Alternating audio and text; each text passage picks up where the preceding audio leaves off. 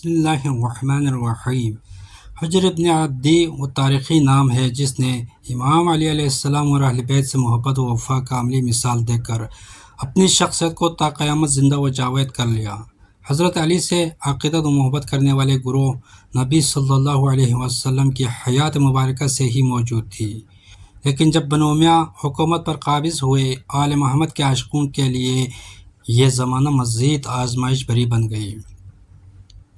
یہ وہ دور تھا جب اسلامی دارالخلافہ دمشق میں امام علی اور آل محمد کے فضائل اور شان بیان کرنے والوں کی گردنوں پر تلواریں چل جاتی تھیں، اور کبھی انہیں محبت علی کے جرم میں ملک بدر کر دیا جاتا تو کبھی قتل کر دیا جاتا۔ اسی فتنہ انگیز دور میں ایک ایسے شخص نے بغاوت کا علم بلند کیا جس نے اپنے لہو سے علی دوستی ثابت کر کے مسلمانوں کو ایک عظیم درس دیا۔ آپ کا پورا نام حجر ابن عدی ابن جبلہ الکندی تھا۔ آپ الکندی کے شاہی خاندان سے تعلق رکھتے تھے۔ 9 ہجری میں الکندی قبیلہ مدینہ آیا اور انہوں نے اسلام قبول کیا۔ اسی وفد میں حضرت حجر اور آپ کے بڑے بھائی حانی بھی موجود تھے۔ آپ کو پیغمبر اسلام حضرت محمد صلی اللہ علیہ وسلم کے صحابی ہونے کا شرف حاصل ہے۔ اس میں آپ کا زہد و تقویٰ بہت مشہور تھا۔ مورخین و محدثین نے آپ کو حجر الخیر کا لقب دیا ہے۔ آپ نے جتنی بھی روایت نقل کی ہے وہ حضرت علی سے منسوب ہے۔ حضرت حجر ابن عدی نے فارس کی فتوحات میں حصہ لیا اور قادسیہ کی جنگ میں بھی شرکت کی تھی۔ ابن عساکر نے لکھا ہے کہ فتح شام بھی حضرت حجر کے ہاتھوں ہی ہوئی تھی۔ حضرت علی علیہ السلام جب مسند خلافت ہوئے تو حجر کوفہ منتقل ہو گئے اور تمام جنگوں میں حضرت علی کا ساتھ دیا۔ جنگ جمل میں حجر نے کوفہ کے 9000 سے بھی زائد افراد کو قائل کر کے حضرت علی کی حمایت پر اتارا۔ اسی طرح جنگ صفین میں حضرت علی کے ایک لشکر کے ٹکڑے کے سپہ سالار مقرر ہوئے تھے اور بڑی بہادری سے میدان جنگ میں معاویہ کے ایک مضبوط سپہ سالار ضحاک سے مقابلہ کر کے اسے موت کے گھاٹ اتارا۔ جنگ صفین کا آغاز ہونے سے پہلے آپ نے حضرت علی کی حمایت میں ایک تقریر کیا۔ فرمایا، ہم جنگ کے شیدائی اور تلوار کے دنی ہے اور ہمیں خوب معلوم ہے کہ جس وقت اور کہاں سے جنگ کا آغاز کرنا ہے، چاہے اور کیسے اپنے حق میں پڑھا جاتا ہے۔ ہم جنگ کے آغوش میں رہ کر پروان چڑھے ہیں۔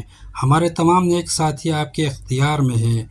اگر آپ مشرق سے مغرب تک بھی جنگ کرتے جائیں ہم آپ کے ساتھ ہیں، اور آپ جو بھی حکم دیں گے ہم اتحاد کریں گے۔ حضرت امام علی علیہ السلام نے اس خطبے کو سن کر مسرت کا اظہار کیا اور حضرت حجر کے حق میں دعا فرمائی۔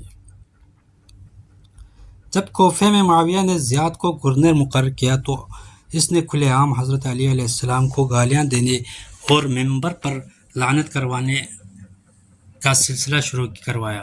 چنانچہ حضرت حجر ابن عدی ہمیشہ بے باکی سے اس کی مخالفت کرتے تھے اور لوگوں کو بنو امیہ کے خلاف ورغلاتے رہتے۔